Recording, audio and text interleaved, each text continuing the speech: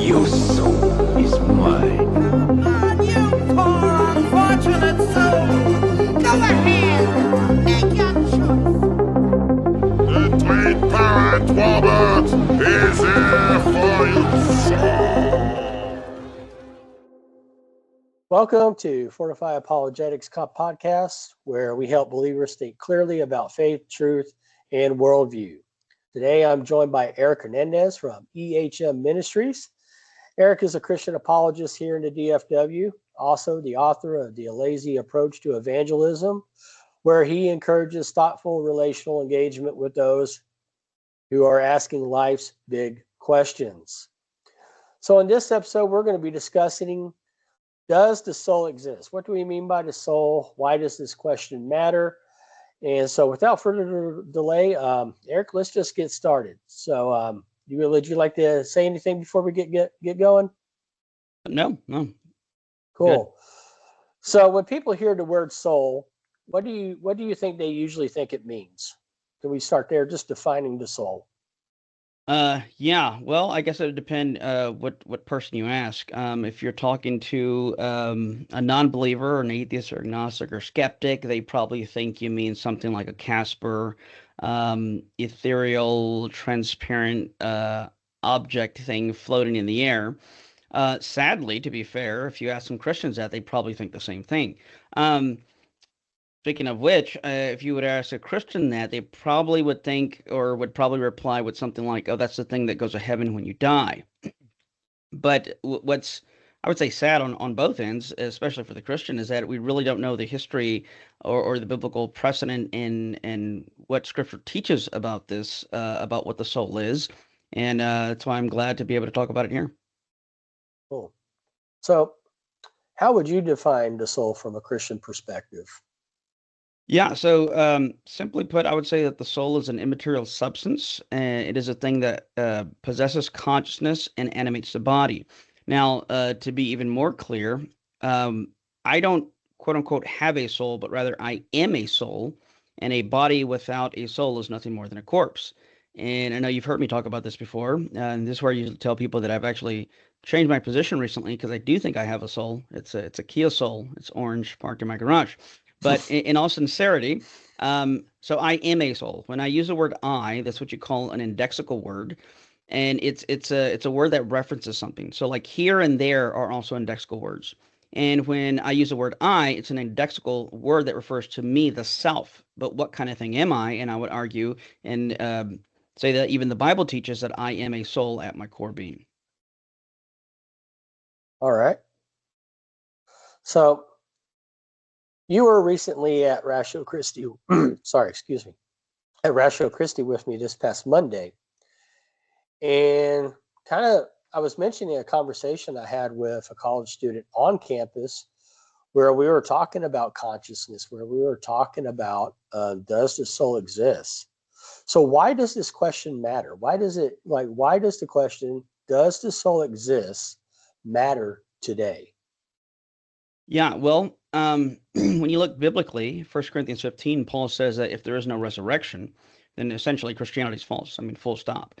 And so what we can show from here is that given that if there's no resurrection, Christianity can't be true, I would submit that by the same line of logic, if there is no soul, well, then by default, there can be no resurrection, and thus, once again, Christianity would be false. So the question of the soul, its nature and existence, I would think is at the very foundation of some of the principles that we hold to as Christians, and especially concerning the resurrection. Well, again, if there's no resurrection, no Christianity, and I would say no soul, no resurrection, no Christianity as well. All right. Cool. So in our conversation with this young man, is one of the things that came up was determinism in consciousness and things that like I just mentioned.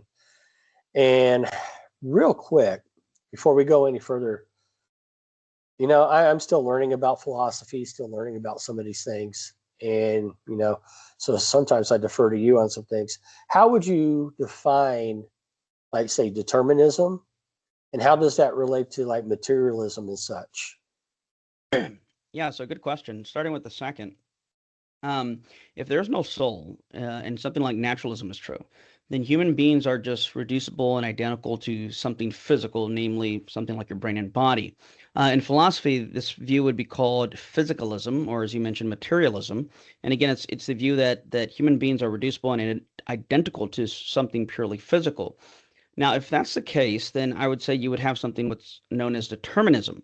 Determinism is essentially the idea that when it comes to persons, if we're just focusing on people, that all your thoughts, beliefs, sensations, desires, actions, you name it, everything is going to be causally determined by something prior and external to yourself.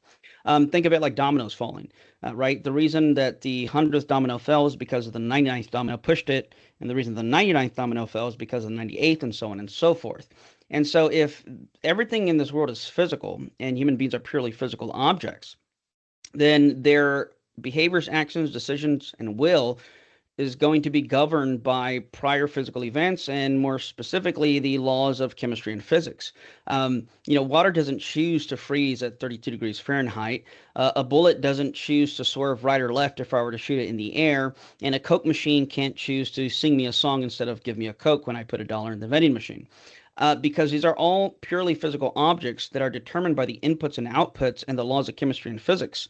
And in the same way, just like a bullet or a Coke machine or you name it, water has no freedom to choose one way or the other, well, the same would apply to us.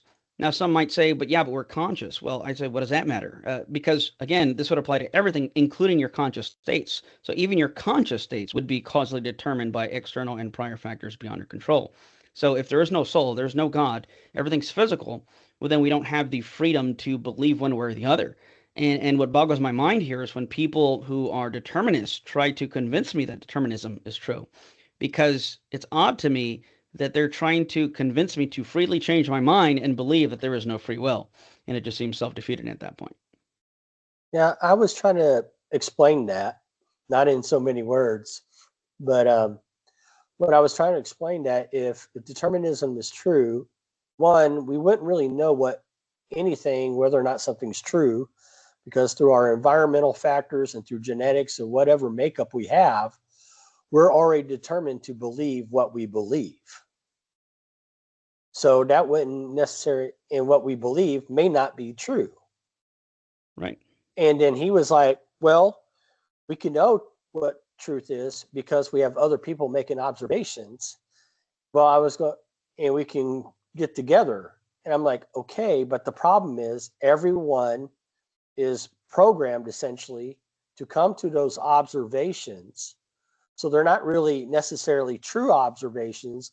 They're just observations that they came to because they had no other choice to do so. Did I explain that right to him? I was trying to put it in the most simplest language as I could, but yet it seemed like the light still wouldn't come on because he mentioned consciousness, and I was just trying to, in the simplest terms as I could, explain it. So here's a question real quick that just popped in my head, get a little off track. Say if you're like a college campus minister like me, and I've only done apologetics for a couple of years now on the field. How would you advise someone who is having the kind of conversation that I had? How would the simplest way to explain it? Say the average church member has a conversation of this sort. How could you advise them to have that conversation with that person? Yeah, so I would say it would depend on what the person really cares about, because, to be strategic, you want to aim at things that, this a person is really passionate about, because think through the implications. If there's no free will, well, then you cannot have intellectual integrity, as I like to call it, or rational responsibility for what you believe, and you would have no moral responsibility for any of the actions you take. Just like a magnet and a piece of metal can't be blamed for being, quote unquote, attracted to each other, why should I hold a pedophile for his attraction, and if all his actions are causally determined, then he's no different than a magnet. But clearly, we want to hold people morally accountable for what they do and for what they believe. But that can only be done if there is a freedom of the will to choose beyond the things that the physical inputs and outputs influence us or cause us to do. And so let's say you're on a college campus, right? And again, depending on who you're talking to without stepping on any toes, let's say there's this really big protest against ICE. Well, you can go up to the person and ask, hey, do you think what these people are doing are morally wrong? Is it morally wrong?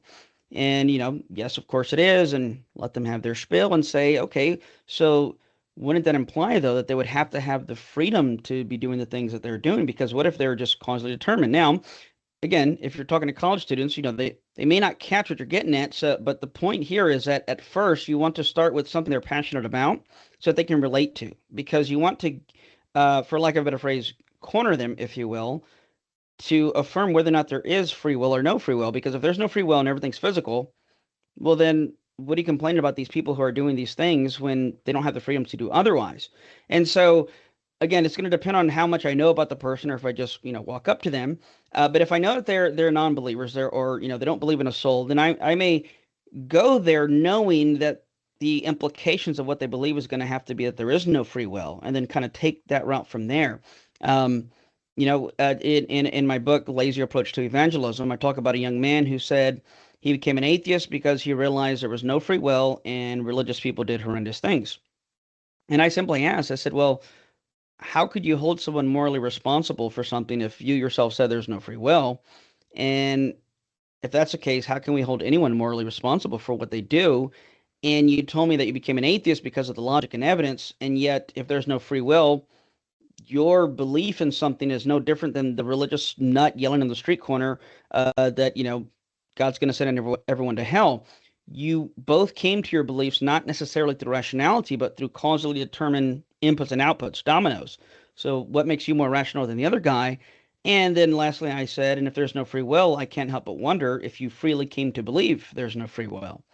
And that's just me kind of putting planting a seed and pulling a weed, as I like to say, giving them something to think about, and then removing the objections they may have for coming to Christ. Okay, cool. So some of your past debates that I've watched, and when this issue comes up, and sometimes what I find funny is like atheists often try to use physical evidence as for there not being a soul.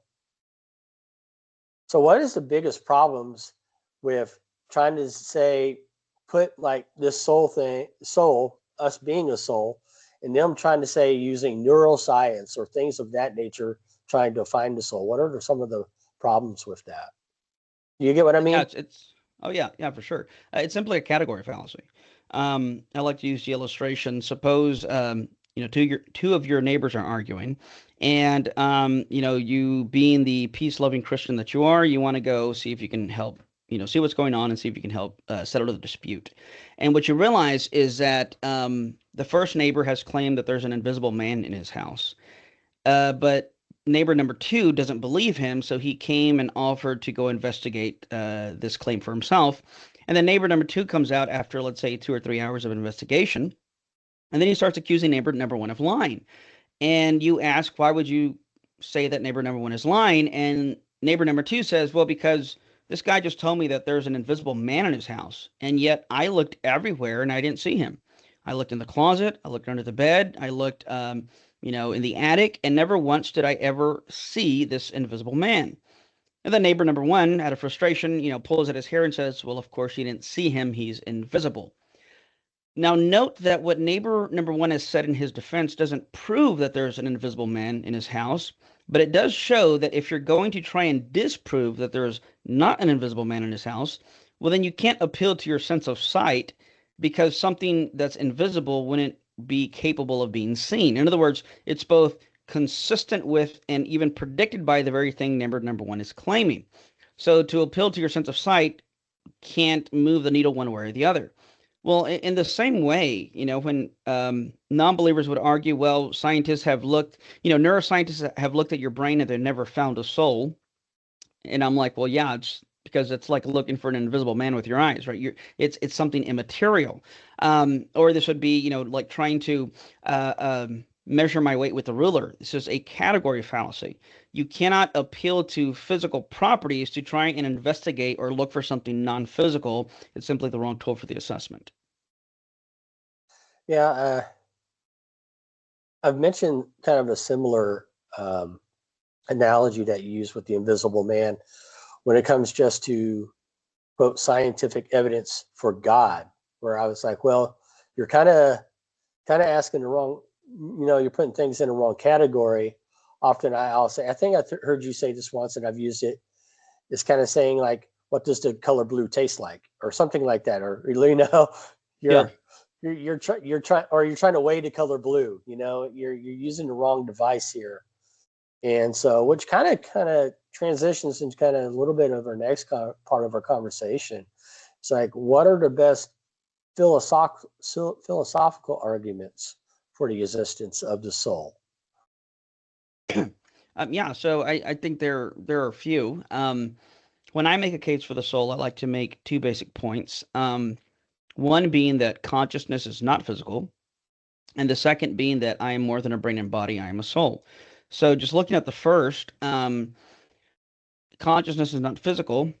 Essentially, given that we've already talked about, how using empirical things, your five senses, or even science isn't going to be sufficient to answer the question because, as we just discussed, it's a category fallacy. In other words, using or trying to use science or any physical measurements are just not going to, again, you're looking for an invisible man by trying to find him with your eyes. It's not the right tool for the assessment. And on top of that, I'd say neuroscience is virtually irrelevant to whether or not the soul exists for the reasons we just discussed. So that being said, so what do we do? Well, given that the question of the soul is not about the physics, but the metaphysics, well, this is where we get into philosophy. And essentially, to give you the short version of this, what we want to do is use what's known as Leibniz's law of identity, which I can explain it briefly in this way. If I say two things are identical, in philosophy, that means they are literally the same thing. So if I said Eric Hernandez and the guest on your show right now, note how I'm using two different reference points, but I'm talking about only one person. Because Eric Hernandez and the person on your show, well, they're identical. They're the exact same person. Now, Leibniz's law of identity comes in and says, well, if these two things in question are the same, then that would mean that whatever's true of one must be true of the other and vice versa, because again, it's the same thing. But if in principle, I can find something true of one that's not true of the other, or vice versa, then it shows they cannot be the same thing. They can't be identical. So with that in mind, let's suppose for the sake of argument that physicalism is true, right? That everything is identical and reducible to the physical. Well, that would mean that something like your mind, consciousness, would have to be identical to something physical like the brain. Well, given Leibniz's law of identity, this would have to mean that whatever is true of the brain must be true of the mind and vice versa. But once again, if we can find just one thing true of one that's not true of the other, then they cannot be the same thing. And this is trivially easy to do. So give you three quick examples. Take a state of my mind, like a thought or a belief. Now, we know that when we have thoughts, there is a correlated group of neurons firing in my brain. If physicalism is true, then a thought is identical and just is neurons firing in the brain. But we know that's not the case because they share different properties. How so? Well, my thoughts can be true or false, but neurons firing in my brain aren't true or false. It makes no sense to say that these neurons over here are firing true, but then the neurons in the other hemisphere, those are firing false. It doesn't even apply, the category doesn't even apply there. So my thoughts can be true or false. No neurons in my brain firing are true or false. Two, my brain can be in a state that weighs 3 pounds, but the thought that I'm talking to you right now doesn't weigh 3 pounds. And while people may be having heavy thoughts while listening to this podcast, they're not going to need to go buy a neck brace when we're done here, because again, they're not the same properties. My brain can be in a state that measures 7 inches long, but the smell of a rose or the taste of a banana, which is a sensation in my mind, isn't 7 inches long. And while I could spend hours talking about this even more, the point is simply this: if all the properties of my brain are physical, but all the properties of my mind are not physical, then it follows that consciousness, if it exists, cannot be identical or reducible to something physical like the brain. So, given that we've established that consciousness, it exists and it's not physical, well, then now we ask, well, what is the thing that owns or possesses? What grounds consciousness? And I could say, well, for sure, without doubt, I am conscious, which means I possess my mental states. Well, now the question naturally arises, what kind of thing am I? So this is where we move from the first point I make, consciousness is not physical, to the second point, I am more than a brain and body. As I mentioned earlier at the beginning of the show, when I use the word I'm talking about me, the soul, the self. I am something immaterial. Well, let's again, for the sake of argument, contrast this with physicalism. If physicalism were true, then human beings would be what philosophers call aggregates, a collection of separable parts held together in a certain structure. So Lego bricks, watches, and cars are aggregates, right? They are a collection of several parts held together in a certain structure, and those parts and structure are what give them their identity. To give you a quick analogy, a tricycle is what it is in virtue of the fact that it has 3 wheels. So if you remove a wheel from a tricycle, then we can say in a real metaphysical sense, a tricycle has ceased to exist and a bicycle has come into existence. Why? Because for aggregates, their existence and identity depends on the parts and the structure they have. You change the parts and structure, you change the thing that it is. So with this in mind, now let's look at an argument for the second point. I am more than a brain and body, I am a soul. Well, let's to put it into an argument format, we can say premise 1, I am either a purely physical object, an aggregate, or an immaterial soul. Well, if I am a purely physical object, then I don't retain what's called identity through change and part replacement. To give an illustration there, or if anyone is familiar with the ship of Theseus, I like to use a car for my example. If I were to replace the tires on a car, we can ask the question, is it the same car? But whatever your answer is, let's say we replace every single nut and bolt on the car, every single piece, every windshield, bumper, you name it, we replace everything from the car. And then we can ask, is it still the same car? But then before you answer that question, let's take those replaced parts that we just did and put those back together. Now you have 2 cars. And then we can ask which, if any, is the original. Now, I think whatever your answer is, it's clear that they both can't be the original. And what that shows us is, again, for purely physical objects, aggregates, they do not maintain identity through change or part replacement. So, premise 1 again, I'm either a purely physical object or an immaterial soul. If I'm a purely physical object, I do not maintain identity through change or part replacement. But I do maintain identity through change and part replacement. Therefore, I'm not a purely physical object. Therefore, I am a soul. Now, how do we know that we maintain identity through change and part replacement?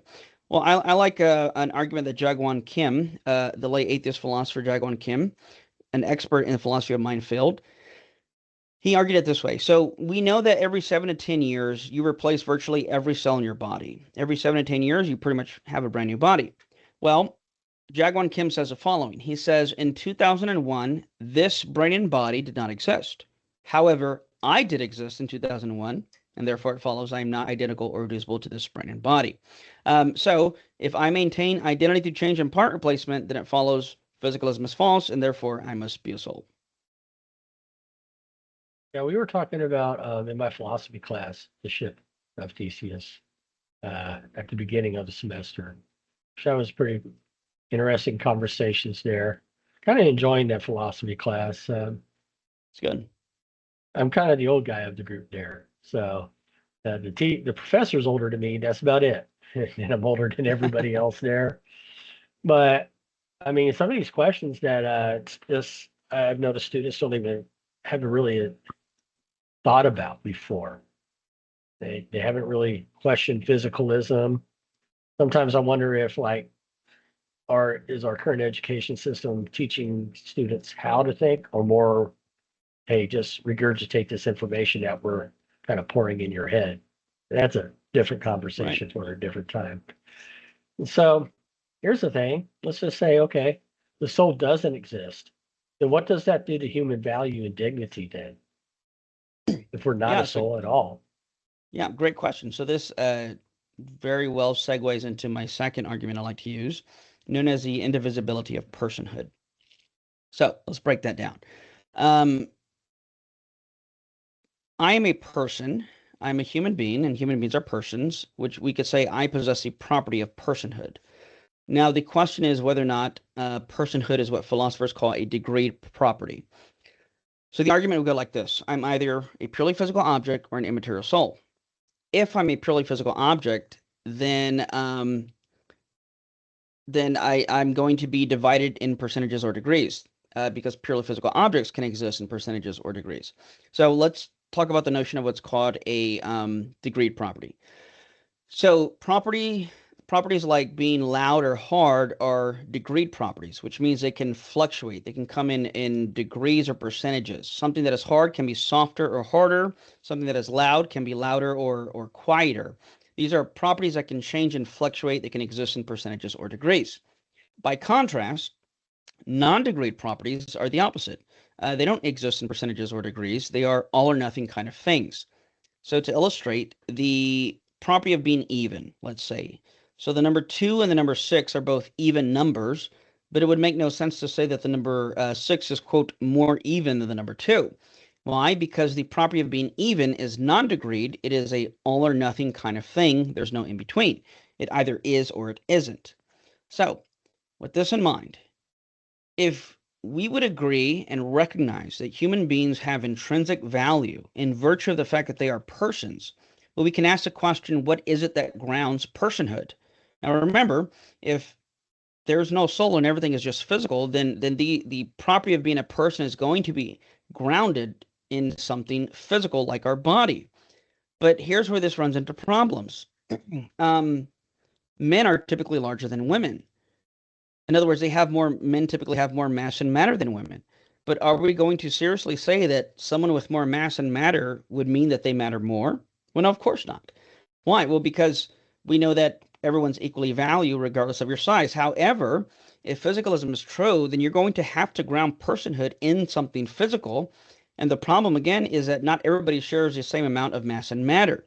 So the more or less mass and matter you have, well, the more or less you're going to have to ground the property of being a person. Now, the implications would be you get into things like, well, abortion or just even euthanasia or genocide, you name it. If someone is not as big as me, then I now become more valuable than they are. But clearly, we should all recognize that as an absurd way of thinking. Well, but if that's an absurd way of thinking, that would have to imply then our property of being a person must be grounded in something that is beyond the physical, namely something like the soul. So if there is no soul, well, then now you get into all these problems about how we ground and where we ground the property of personhood and what grants us value and intrinsic worth to begin with. Hey, as you were talking, and I'm listening to what you're saying, my mind went back to a conversation I had a couple of weeks ago now, at least I think. Hard to keep track of time when you're always running around doing stuff, you know what I mean? So I Yeah. understand why you have to write stuff down so much. But anyways, we were talking about the topic of abortion at RC. And so in our kind of tabling session, I was having this conversation, about abortion. When does human life begin? It was to kind of the topic.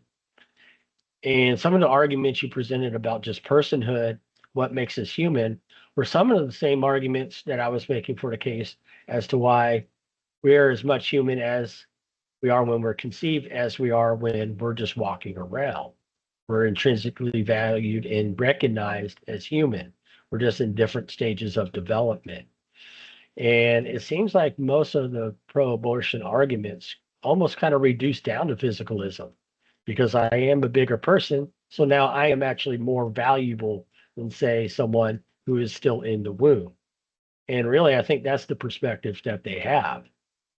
But then at the same time, what I find weird is when you say, well, then I am more human than that of a toddler. They won't agree with that.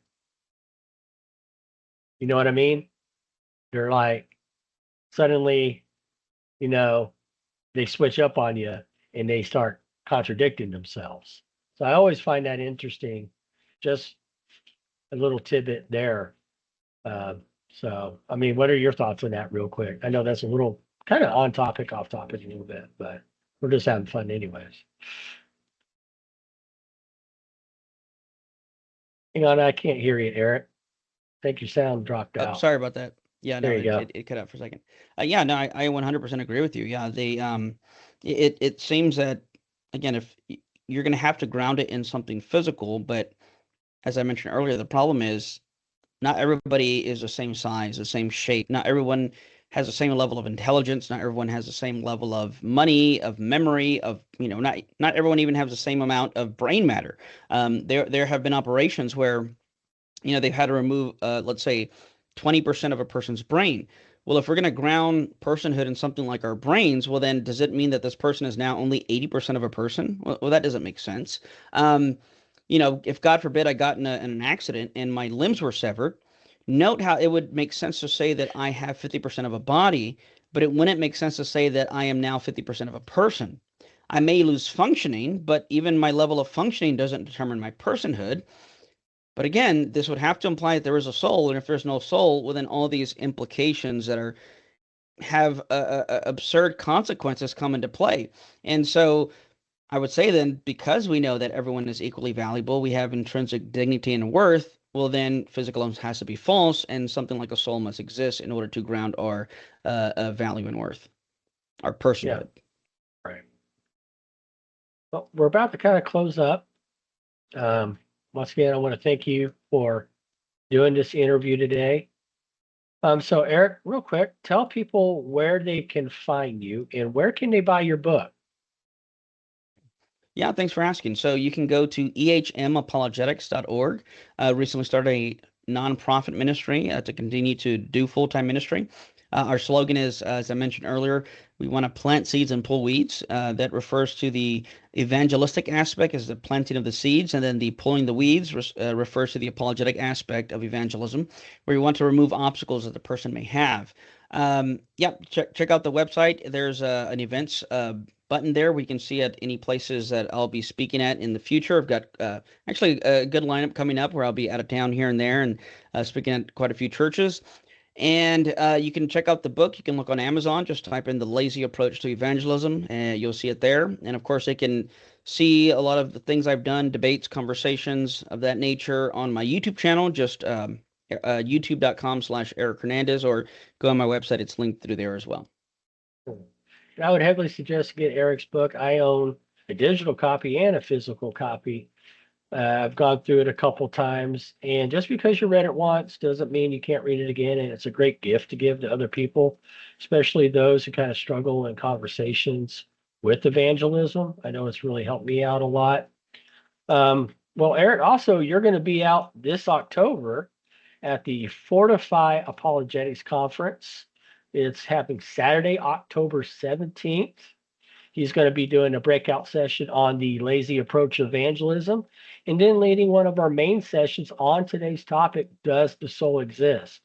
And you'll be able to find more information on when to register and the pricing in the link below here that I'm going to be supplying at fortifyapologetics.com. So please come out there and join us this October. Meet Eric in person. Bring him some Taco Bell. He always loves that. And once again, thank you all for tuning in. Thank you, Eric, for being here. And y'all have a blessed day.